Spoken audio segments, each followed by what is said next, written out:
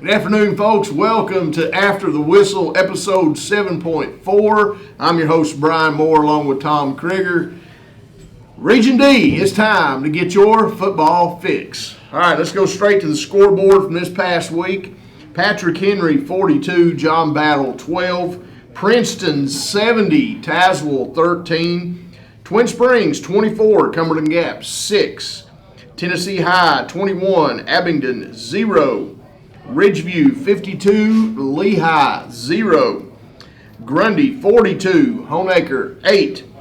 Holston, 48, Hurley, 24.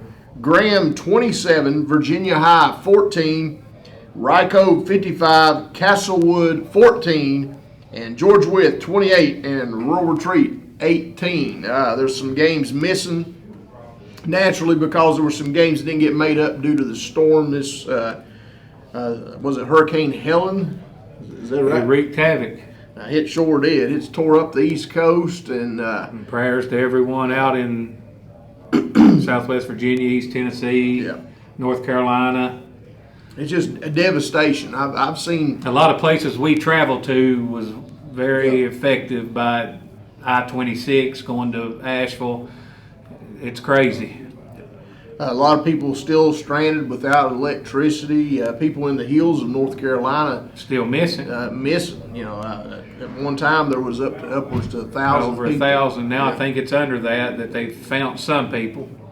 But yeah, it's as Coach said, thoughts and prayers goes out to them. This has created a lot of not just devastation, but it's created a lot of scheduling havoc and stuff for the coaches and a lot of these different schools. I know Richlands and the Lebanon game was moved to Monday, and of course that had to be postponed. And as of right now, I don't think we have a make-up date for it. Did you have a game get moved as well? We did. We played Craig County. We moved that game to October 7th on a Monday. And also our Bland game for this Friday has been postponed, and no make-up date has been for that. And Bland got hit very hard in Bluefield area all the way to Wytheville. And it's just a lot of scheduling that's going to have to be made up. I know a lot of school games had to be moved from some locations. Well, Gate City and Union got moved to Dommins Bennett. So I mean, there's a lot of scrambling going on right now, and as we progress forward into the season, we're going to have a lot of games that's going to be played on Monday nights, Tuesday nights, so forth. And a lot of people will be playing 3 games in a week. It's potentially, that's true. You could play on a Friday, Monday, and then Friday. So not as much prep time, and we'll actually mention a little bit about that here in just a second. So let's go straight to our Talking Smack segment. Of course, we've been talking about the flood here already. Let's take a look at this first game here, Coach. I'm going to pull up some info. This first game turned out to be somewhat of a surprise game of the week. Gate City Union. You got a 28-19 final score. The game at first I think was going to be at Gate City. The lights power went back out. But then it came on, and then I think they were on their way, and then it went out again. Yeah, and then they end up having to move the game to Dobbins Bennett. A lot of scrambling going on there at the last minute, but they were able to get the game in. Union starts out 20-0 at the half. Looks like the game is pretty much locked up. Same thing happened to Gate City their previous game last week. They get behind early and then make a strong effort in the second half. Well, at one time it was 20-13. Yeah, it was in the third quarter too. They cut it. Made the game a little bit closer. Union was able to get another go-ahead touchdown to kind of give them a little bit of breathing room there. But it says a lot about Gate City. And I don't know how much of the circumstances of the flooding and everything played into it, but both teams had to deal with it. So that's right. You can't just say one had an advantage over another. But this is, I've had people message me personally and tell me Gate City has no business being involved in the saying they're not ready for the top 5 or whatever, but they played a heck of a football game here against the top 5 team in Union. Maybe this is foreshadowing. Maybe we're going to see something a little bit more coming forth. Gate City. Well, again, you probably don't want to draw Gate City in the playoffs. No. If it works out, they're all in the playoffs because they're going to be ready. They're getting better every week. I agree with you. Let's see here. Let's move on to the next game. It was actually a pretty big, kind of a, I don't know. It wasn't a surprise to me, but the fact that they had the lead. But this is the Graham-Virginia High game. Virginia High goes in 14-13 in the third quarter with the lead. They're one of my dark horses. I still think this is a pretty good football team. With 9 minutes to go in the third quarter, they had a 14-13 lead over Graham. Notables, as you was telling earlier, Graham sort of displaced. Had some players actually were displaced due to flooding. And also, I don't know how they got to prepare too this week because I don't even think they practiced probably 3 days because it was so bad. And to still go play that game and battle like they did, and it just shows. Like I said, Virginia High did play well. They were down at wide receiver was injured, probably the leading wide receiver on the team, and they were down an old lineman as well. So both teams had a little bit of adversity, I guess you could say. But hats off to Virginia High here. They were game, but Graham proved that they were resilient and able to come back at the end and get the win. So pretty big. Those were two pretty big games right there that were well worth the price of admission, no doubt about it. And like you said, moving forward, you're looking at Gate City, Virginia High. These are two teams that one of them may be in the playoffs, and the other one may be at the house, and it may be at the other one's expense. That's right. So, all right. Well, let's take a look real quick. But before we do that, folks, from the moment you step inside the showroom, Ramey's Richlands is ready to put you behind the wheel of the right new or pre-owned vehicle. And it doesn't just end there. Not only do they have a wide variety of new and pre-owned vehicles, they offer a wide range of extended services as well, whether it be the repair center, their service and repair center, or their certified parts center. Stop by and check out Ramey's Richlands. And let them help you do the deal. I promise you, if you go by and tell them After the Whistle sent you, they'll give you a little something extra there on top. Don't know what it might be, so you might have to be precautioned. But nonetheless, stop by and see the fine folks at Ramey's Richlands and do the deal today. All right, let's take a look at our top 5 rankings. In 1A, I'll tell you what, I'll take care of 2A, and I'll let you take care of 1A, and you can go. We'll start with number 5. All right, number 5 in the 1A, we searched and searched and searched, and I feel like Royal Retreat deserves that spot. There's over anyone else. There's a lot of people that we could put there, but we're going to go with Royal Retreat and put them at number 5. At number 4, we're going to go with the Holston Cavaliers. Got to win against Hurley at the Cliff. At the Cliff. All right, number 3, we got the Patrick Henry Rebels playing good right now, off back-to-back wins. Yep. Number 2, Eastside starting to come along defensively and scoring 20 or more points a game. Trying to get healthier. That's right. They're back in it. And at number 1, the king of the mountain, the Graham G-Men of 1A, and that is the Rye Cove War Eagles. All right, War Eagles. I remember just a few years ago we were at a game, and I was referring to them. I was actually announcing a volleyball game, I think it was, and I called them the War Eagles. And we had a bunch of people come up and correct me on that. We are no longer the War Eagles. Well, guess what? I must have been prophesying or something because now they are the War Eagles. War Eagles. All right, so that's our top 5 in 1D. Let's take a look at 2D. And coming in at number 5, and we got Gate City kind of knocking on the door now. Virginia High knocking on that door. We got some games that will probably let us know who's going to slide in that spot. But right now we got the Tazewell Bulldogs sliding in at number 5. Number 4, Red Hot Lebanon Pioneers. And number 3, the Union Bears, who got back on the win column. I think they're 3-2 now. And a surprising game against Gate City.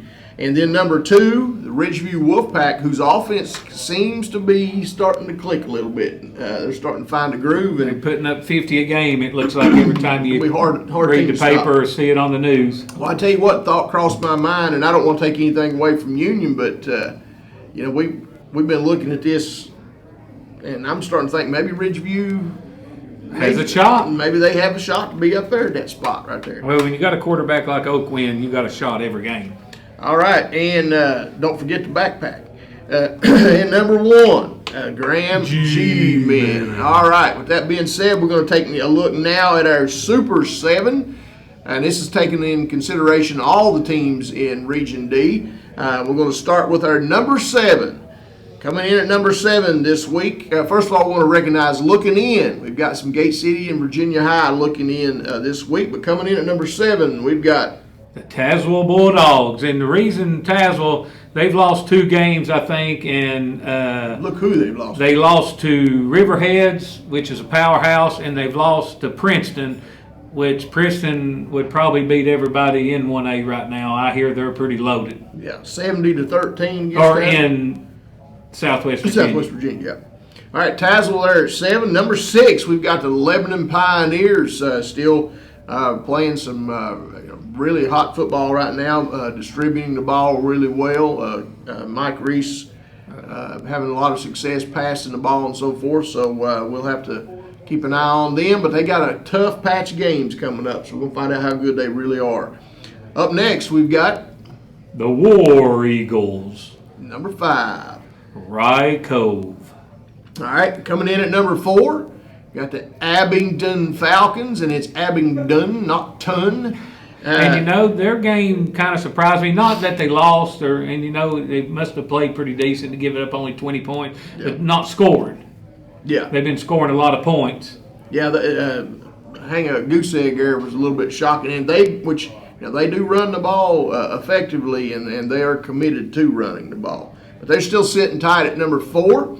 Up next, number 3, the Union Bears. Coming in at number 3 on our Super 7 ranking. Despite those 2 losses, they were quality losses. But we've got them slid up a spot from last week. All right, and Coach, who you got number 2? Number 2, we got the Ridgeview Wolfpack. All right, Rhino Quinn and company starting to lead in the passing, and they continue again this week with their passing averages throughout Region D. They're the hottest aerial team going, and I would have to say, as far as ground and pound goes, Abingdon might be the premier run team, at least for right now. There's a couple other you could throw in there. And coming in at number 1 in our Super 7 this week, the Graham G-Men. So Graham rounds that out in our rankings.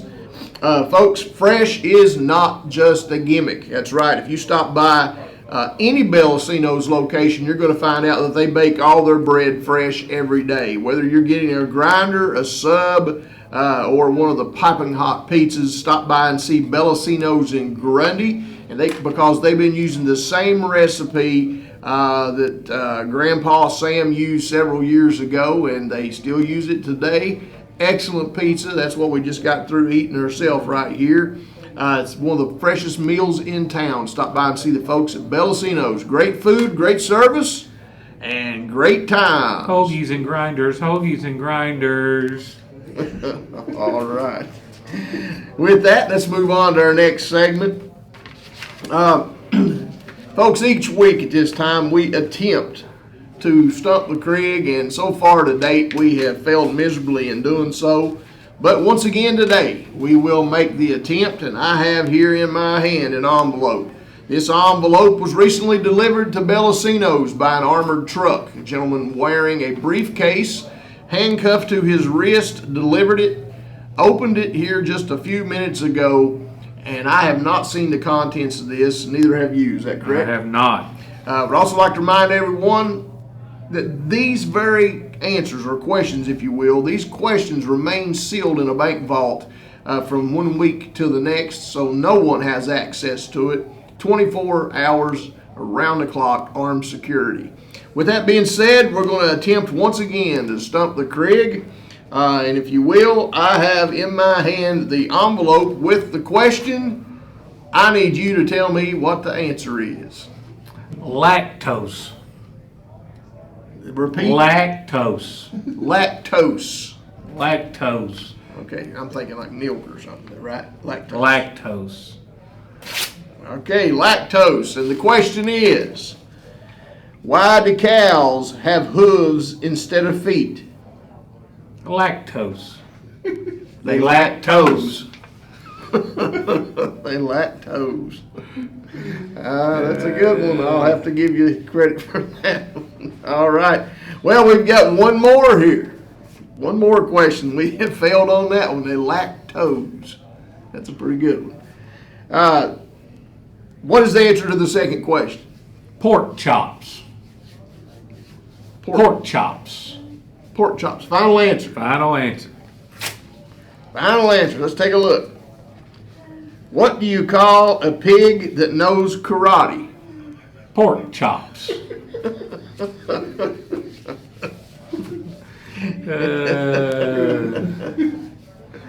I don't know. What do you think? What do you think, Pistol? We just give up? All right, folks. Once again, we have failed to stump the Crig, but maybe next time. This week, until just remember, pork chops and lactose, I guess. I don't know. That's a pretty good one. All right, well, let's go straight on into our pigskin prognostications for this week. A lot of these games are on the schedule. That does not mean that they will be played, but we're going to do our best to go ahead and make some predictions. As I said, a lot of games being moved around. School still canceled in a lot of places, but we're going to go with the current schedule and do the best that we can. And with that, right out of the gate, Coach, we're going to start with Rural Retreat at Patrick Henry. This is going to be a tough one for Rural Retreat, but Patrick Henry's rolling right now. I'm going to go with Patrick Henry. I'm going to go with PH as well. I think the ground game is just going to be a little bit too much of a wear and tear on Rural Retreat. Just get the ball, and Patrick Henry just keeps it. Next, this could be, this game now is a little bit more interesting than it would have been, at least on the schedule, and that's Homeacre traveling to Chilhowee. Homeacre last week got manhandled by Grundy, and I would have, previously looking at this game on the schedule, I would have thought it would have been, probably cakewalk. Well, Homeacre they just going to have to run the football. I mean, they got a good quarterback, good receiver and stuff, but just sometimes just going to have to run it. Yep. So who you got in this? Homeacre, Chilhowee. It's at Chilhowee. Homeacre's a little banged up. They got, I was told by one of their coaches, they had one with a broke collarbone, and they have a couple out. But I'm going to stick with the Tigers. I'm going to stick with them throwing the football, and I think this week, Peyton, the music kid, the quarterback, I think he'll run the ball a little more, because if they don't put everybody in the box, it opens it up, and I think this week they're going to run the ball, and he's going to have over 100 yards rushing and over 100 yards passing, and they win the game at Chilhowee. All right, I'm going to take the Warriors in this one. I think they're going to take a look at that game film from last week and make a few tweaks. They can watch the game field of the Grundy game, but they don't have a Logan Lester or a Trey Taylor. They can figure out how to get Logan Lester over there. And here's the thing, and I know a lot of people from Rye Cove will disagree with this because they are loaded. I mean, Rye Cove team-wise is the best. But what I've heard from each coach that's played Grundy, that Logan Lester is the best player in region. And I've heard that by multiple coaches. And, last year he got left off the all-region team.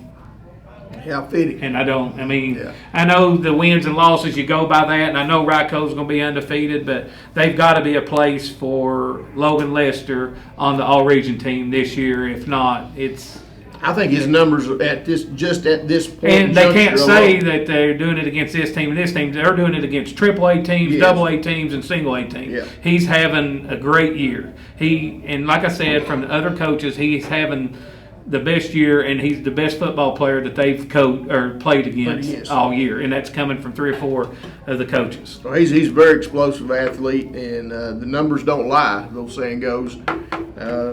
And I'm with you on that. It'd be a shame if he's not included on the first team somewhere. All right, up next, Bland at Twin Valley. This game has been postponed. We'll revisit it when we get ready to play it. Tazewell at Grundy, and this is homecoming week for Grundy. Homecoming for Grundy. Grundy coming off a big win. I tell you, Grundy, Tazewell will have trouble with Logan Lester, but I think they have enough talent to offset his abilities. Yeah, well, Tazewell's going to come in and they're just going to throw the football. And you say, well, if it rained, last time they come to Grundy and it poured the rain, Tazewell still threw it, and I'm going to go with the Pound Puppies. Yeah, I think Creasy alone is he's an equalizer. Yeah. You know. So and then they have the skilled people aside from him as well. So I'm going with Bulldogs in this one. Tennessee High at Gate City. This game is starting to look pretty good right now, but the fact that Tennessee High shut out Abingdon gives me I want to give them the nod in this one. I'm going with Tennessee High. All right. Richlands at Ridgeview, and as to date, we still don't know about this game for sure. I'm not going to pick this game, but I'll leave it up to you to go ahead and give us your thoughts. I'm going with Ryan Oakwin. All right. Graham at Marion. Marion struggling at least, to get in the win column here. Graham is playing pretty dominant. I think Graham actually rebounds well if they get some good practice time in this week. I'm going with Graham as well. Rye Cove at Lee. This could be a pretty good game. I think Rye Cove's got the better team, but Lee's going to put some points up on them. Rye Cove. Well, now, will Lee score 20? No. Yes. No. I say they will.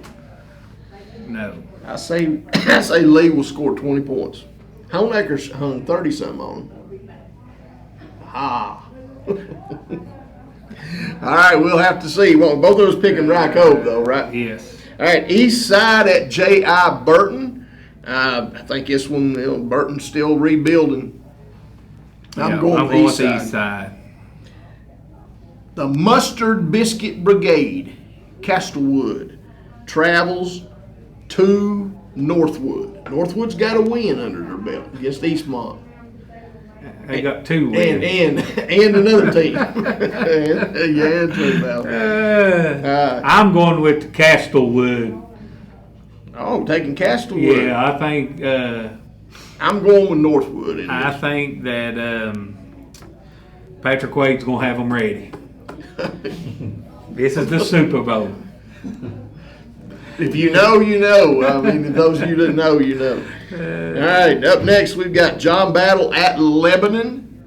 I think this I'm staying with Lebanon, boys. I'm going with Lebanon in this as well. I think this could be a pretty good game for a half. It depends on weather conditions and so forth. But Battle's going to, they're going to come in there and play hard. And up next, Tom Walker at You Naked. You Naked. I don't know nothing about You Naked since 2004. That's how long I've been married. I'm going to take Pioneers in this one. I'm going with Tom Walker. They are playing a little better than we expected coming into the season. Next game is a big upset alert. All right. Upset alert, folks. Upset alert. Go ahead, Coach. Upset alert. Just don't be surprised. Twin Springs at Union.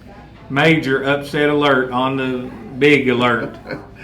Well, I don't see it that way, so I'm going with Twin Springs. I assume that you're picking. Who you picking? I think that Twin Springs will come up a little short on the upset alert, but Okay. I'm going with Union Bears. I'm not picking Twin Springs. You're not picking Twin Springs. All right. Twin Springs played impressively the other day, down to 18 kids. I read about an article about that, and I thought 18 players on the field. Been there, done that a bunch of times. Still doing it. Still doing it. All right. I don't have anything else for this week. Well, we got one more thing. The hit king is gone. Pete Rose passed away yesterday, and he's right. I mean, a part of baseball left this earth yesterday. If you're a baseball fan, you all know. I mean, in the Hall of Fame, not in the Hall of Fame, but the guy was the best to play the game. Charlie Hustle. I mean, he's a good one. He was, yeah. Whether you like the Reds or not, you have to admit. I mean, to me, he was growing up as a kid. He was baseball. And I can't believe baseball ain't put him in the Hall of Fame today, 24 hours after he passed, just to prove their point. That's true too. Because I think they'll put him in, maybe not this year, next, but he's going to go in, and I wish he could enjoyed it. He messed up, but I'm sure, 50 years worth, he had to live it. Yeah. And I think he paid his time. He more than paid his dues, I think. Especially the way the sports entertainment is today, and I call it entertainment because I think it's WWE. I think the referees are involved. I just think, when you put FanDuel, DraftKings, and Caesars all over your stadium, and they pay you billions of dollars to do that, Pete Rose needs to be in the Hall of Fame. There you go. It's almost double standard, isn't it? That's right. All right. That's all I've got. Until next time, I'm Coach Moore. Coach Krieger. Reminding you, the pistol looked up his family tree, found 3 dogs using it. Good day.